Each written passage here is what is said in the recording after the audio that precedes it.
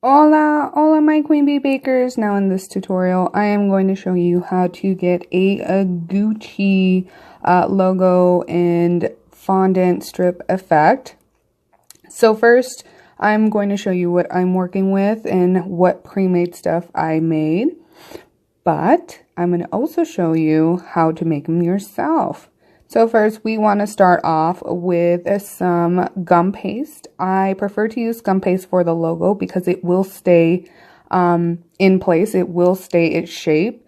And I'm working with some daisy gum paste, and it will be in the description box below for you to buy some and try some out. So you want to roll it out, not too thin, not too thick. And then you're going to want to get a couple of circle cutters, whatever size you want to work with.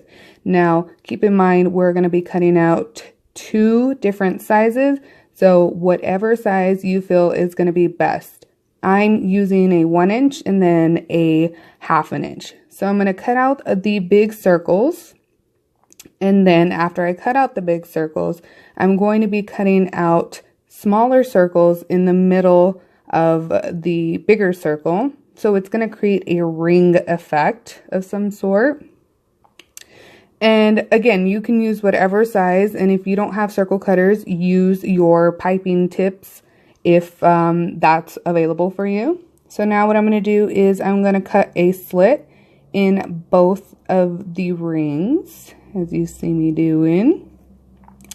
And then this is a little trick I learned, and I love daisy gum paste because it's so workable. I'm going to pinch the side of the fondant with my fingers, and then I'm going to straighten out the gum paste, not fondant, and I'm going to create the letter G because we're trying to get the GG logo for Gucci. So literally pulling in a little piece, pinching the side, and creating a G. Now, if the inside is a little bigger than you want, you can just cut it out with your knife or your X-Acto knife, whatever you're using. And then you're going to create your GG. Now, I'm doing this first because you do want to let these sit out and dry because as you see, they are stretching, but you want to let these dry. So you're going to put them together. You're going to put a little bit of edible glue and stick them together like so, and then put them aside and let them dry. You have to let these dry. You want a good logo, so let these dry. So next, what I am going to grab is mold.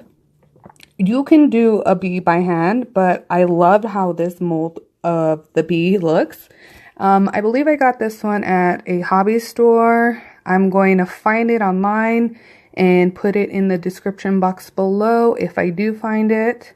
So I am just getting some of my gum paste and literally just molding out the bee. And then I'm going to pop it out. And again, we want this to dry.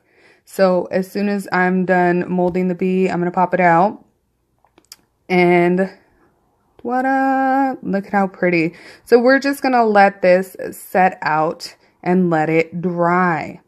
Now I'm going to get my red Fantasia fondant.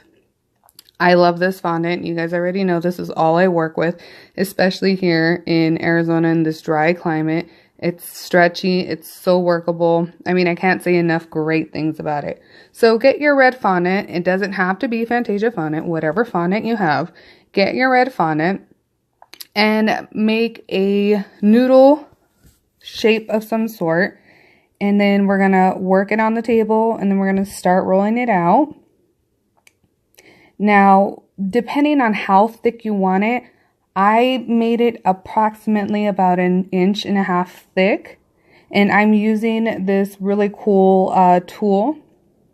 Now, the tool that I'm going to be using to cut out that one right there, that tool I got on sale a long time ago for like $3, but I will try to find it online. That's about 1 inch or 1.5 inches. It really doesn't matter. It's whatever is going to fit your apple. All apples are different.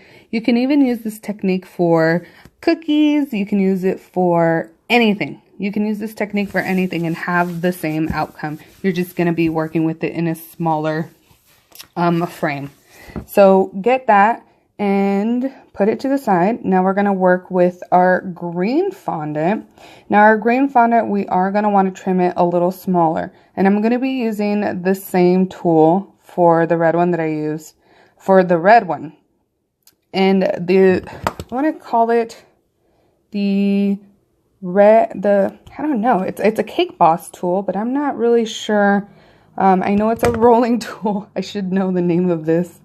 True life, I have a scattered brain sometimes and I forget stuff. So you're going to roll this out the same way you did the red fondant, and you're going to make this one smaller than the one underneath. So like the Gucci stripe, the green is smaller than the red. So you kind of want to make it the half size of the red, and then we're going to put that in between the red fondant. So right now I am just sizing my roller and getting the perfect size.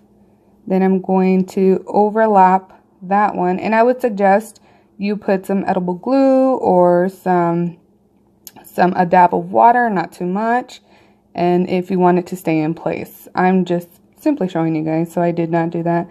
Now make sure you cut off the excess, and also you want to make sure how much you're going to need so you don't waste any fondant. So measure the size of the apple that you're working with, that you're going to put it on. So now I'm going to grab our I wouldn't even say logo, our material, our print, and putting it on the apple. And I'm showing you right here that you should put some edible glue on there so it'll stick. And I'm trying to figure out where I'm going to cut it. So I'm going to cut it right there. And again, you don't have to do it this way. You can pre-size yours. And then I'm going to add a little bit of water or glue to the middle of where I'm going to put the logo, the GG. Now I made one earlier for it to set and dry. I put some edible glue in the back of the GG, and there you go. There is your GG Gucci logo. And you didn't have, if you don't have a mold, this is perfect. But if you have the mold, great, just use the mold. Now I'm going to do the same thing for the back of the apple. I already made a pre-made ribbon, and I'm going to add the bee to this one so you can see how the bee looks. Really simple. I added some edible glue to the back of the bee. Now your apple's not going to look as crummy as mine. These are all just test apples, and I just show you the technique. I'm going to drop the gum paste bee in a little bit of Rolkem dust. And you see, I don't have to paint it on. I don't have to do anything. I just throw the bee in there and make sure it is dry, fairly dry. She is a beauty. And if it rubs off, just tap it a little bit. Add some edible glue to the back of the bee. And then put it in the middle of your apple. I hope you guys enjoyed this tutorial. Remember, put in the description box, put in the comments what you want to see, and I will try my best to get these tutorials done. Till next time, my queen bee bakers.